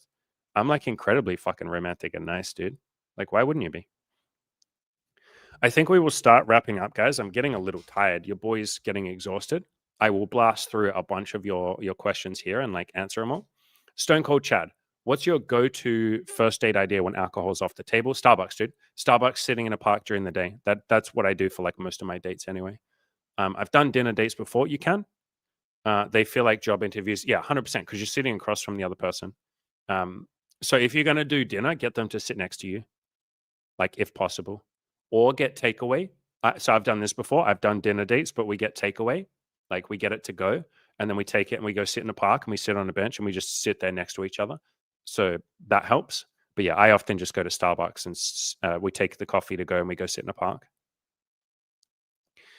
Makiro Roll says, my ex-girlfriend said her ex didn't want to do stuff that she wanted to. So relatable. I know, dude. Like, that's such a common story. Hey, man. That's like so unbelievably common. Why do you guys think 50 Shades of Grey was so unbelievably, insanely popular? Because you had all these women that were in relationships where they felt like they couldn't really talk about their sexual fantasies because they'd get judged. And then this book comes along and is like, hey, women, I see you because it was written by a woman. I understand that you girls are kinky as shit, and all of that's okay. And all the women were just like, oh my fucking God. Like, this is the stuff that women read. Like, go ask women what they read. They call it spicy novels, or the real term for it, I guess, is erotic fiction. But it's literally porn for women. It's just straight up porn. Grab a couple of copies of these books, guys, and start reading them, and you'll see what women are into. And just about every single one has the same fucking archetype. A dangerous guy. Maybe he's a werewolf, or he's a criminal, or he's a billionaire, but who's kind of a BDSM bad boy. Like, he's dangerous and he has power and he's very sexual, but he's also very respectful. Not perfect with that. Sometimes he would just grab her and throw her against the wall and go crazy, but he cares about her and he'll keep her safe. And he has an emotional, vulnerable part, but he's scared to show it off. And she has to chip away at his armor until one day he says, do you know what? Fine, I'll be vulnerable with you. I really love you, okay? Are you happy there? And she's like, this is what I wanted the whole time. Oh my God. Any women listening right now are just like, holy shit, yes, please. Like, this is what women want. So you can be the romantic lover boy who will rail her into the floor with so much love and care. Breeman says, is it okay to lie about my age?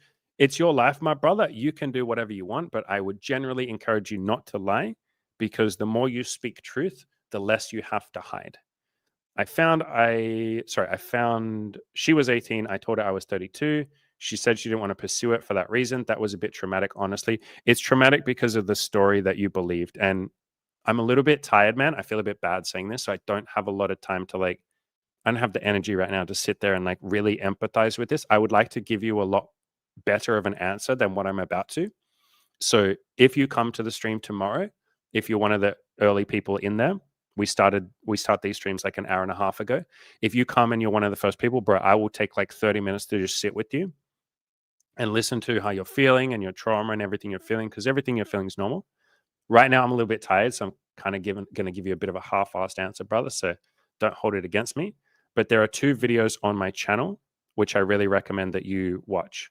They're about like older guys. Like, if you're an older guy and you're wanting to talk to younger women, like insecurities. Actually, I think I've covered this topic like 1,000 times.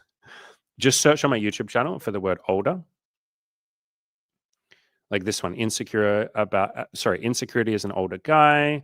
Do women like older guys? I'm old. Can I hit on younger women? You're not a creep for liking younger women. Rejection, what to do if she says you're too old for me? So that's probably the most relevant video for you. Like, I've covered this. It's too late for me. I'm too old. Yeah, there's a few, but that one's probably the most relevant. Like, what do I do if she literally says you're too old for me? That will help make you feel a bit better, dude. So, like I said, if you come to the stream tomorrow, I can sit there with you and empathize and do a better job. I'm just a little drained right now, but those videos will probably help, brother. Like, a lot. Mr. 3447 is talking about like helping women open up about their sexuality. And basically, yeah, if you're super open and supportive of them, then they'll tell you shit. And if you're not into something, you can just say, hey, that doesn't really turn me on, but I'm curious why it turns you on. Yeah, tell me about it. And she will. Professional bum tapper. What a username. Okay, so guys, these are the usernames that I would love to see from more of you. These are the good ones. You would like to take some erotic shibari pictures with a girl. I'm looking for inspiration. Do you have a link to your portfolio?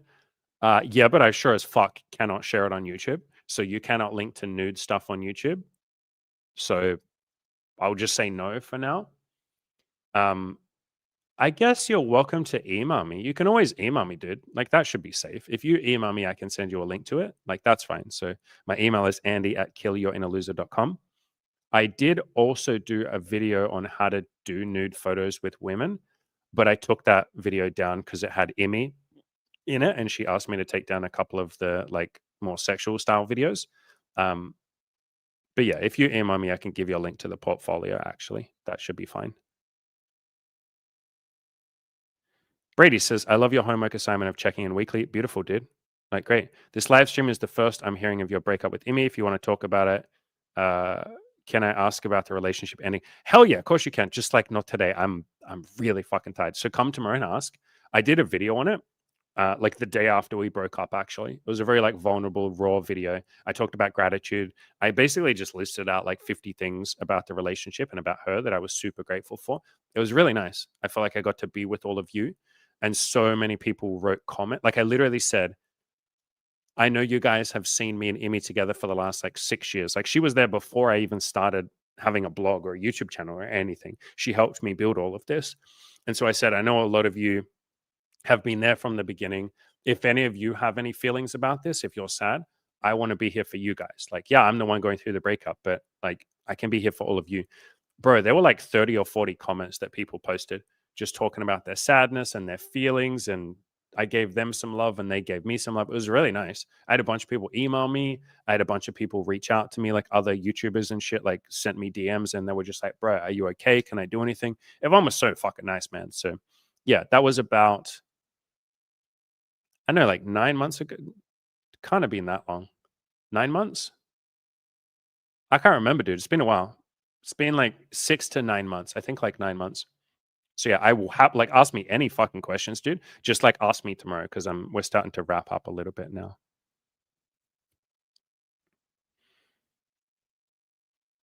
Mr. 3447 says, yeah, those romance books are not even rated with stars, but with spice levels. 100%, dude. Yep. Exactly like you said. Billionaire werewolf who could kill everyone, but not her because he loves her. That's the female fucking fantasy, bro. And then she's going to help him work on being more gentle. She's going to bring out his like softer side and all of that. Fast Sander, bro, I love that you're asking me for homework. Good job. Um, Guys, do any of you have homework for Xander? Give him like a fun little challenge. My brain is fried. I am like really genuinely fucking tired right now. I'm gonna go have a little like lay down on the couch. Can any of you think of some homework for Xander? If you guys can't, that's fine. I'll think of something. But yeah, type it in the chat and then we'll pick one.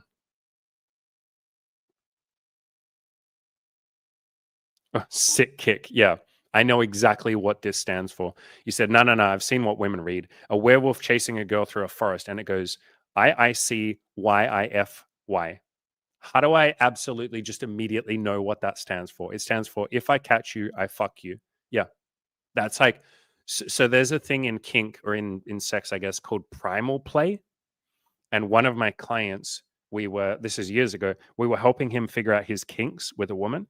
And I just gave him a whole list of kinks and he went, primal play, what is that? And I said, well, it's basically like, you could chase her around the house, do this with consent. Like you both are already dating, you know each other really well, you've had sex a bunch.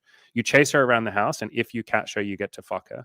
And he was like, holy shit. So I'm like an animal, like a werewolf. And I was like, yeah, bro, like make growling sounds and shit. Just like don't talk, just like literally like grunt and shit. And she can scream as long as she doesn't scream so loud that the neighbors come.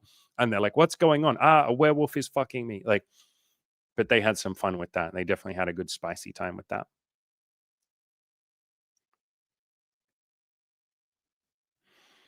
Brady says, thanks, Andy. I'll be there. I'm always fascinated with relationships, not just beginning, but the hard work it takes and commitment to a person. I love my girlfriend. I want to know what the road looks like. See you tomorrow. Yeah, bro. Like, ask any questions, dude. Like, ask anything.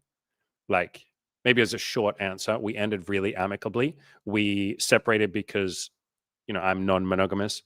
And she was for the first couple of years. She was happy to do that. But over time, it became more and more clear that she wanted monogamy. And so we slowly just started doing the work on that. Like, is monogamy something that you only want? Like, there's no chance of an open relationship. And then I did the work on the opposite too. I was like, why do I want non monogamy? Why couldn't I just be happy with monogamy? And we teased that out. We thought we talked about that for like a year or so, like together. We went to like other people who helped us talk about it. And then eventually we came to the decision roughly at the same time as each other. Like I had sort of already decided, okay, I think we go separate ways. But I didn't say that to her because I wanted her to come to her own decision. I didn't want to like impart my shit on that. And then like 1 week later, I hadn't said anything. Like we were talking about it. And I think she got the hint that I was like basically had made up my mind. But a week later, we're just in the car one day, we're driving home, and I was just like we were talking about everything. And I just said to her, like, it sounds like what you're saying, Emmy, is that you're ready to call it. You're ready to just like call it right there and be like, we did our best. 7.5 years, we added so much to each other's lives. We can be grateful for that. Is that where you're at? And she was like, I think so. And I was like, okay, me too. Yeah, I was here like a week ago. And she's like, yeah, I thought so. And so then we just spent the next like 2 weeks focusing on gratitude. I helped her figure out what job she wanted. I've kept paying her until this point. Like I'm going to pay her until the start, like the end of January. And she's been doing a little bit of jobs behind the scenes for me to like get some money. She's already got a job now. She's going to be a flight attendant and do some cool stuff there. She moved back home with her family and stuff like that. So yeah, it was like the nicest breakup that you're ever going to have. We had a couple of moments of like sadness, like we cried for like 2 weeks straight, but like nicest breakup I could have ever imagined. I think we will end it there. Yeah, that looks like all the questions. I appreciate all of you being here. You guys are all absolute legends. We will come back again tomorrow. I'll be sharp, I'll be fresh. I love all of you. You are all fantastic human beings. Now get the fuck out of here. Get the fuck out of here. If you're inexperienced, maybe you're even a virgin, you've probably been sitting around trying really hard to lose it and give yourself that beautiful, amazing sex life that you've always wanted. It's time to actually do this thing for real. Here's just a little taste of some of what we've helped our inexperienced clients achieve. Theo lost his virginity, had a bunch of sex, and even participated in an orgy. Ed was a 31-year-old virgin with extreme erectile dysfunction. He's since gone on to have a wildly abundant sex life and is now a coach alongside me in our coaching program. We helped Ravi lose his virginity at age 30 and go on to build the type of amazing sex life he never dreamed was possible. Jeff hadn't had sex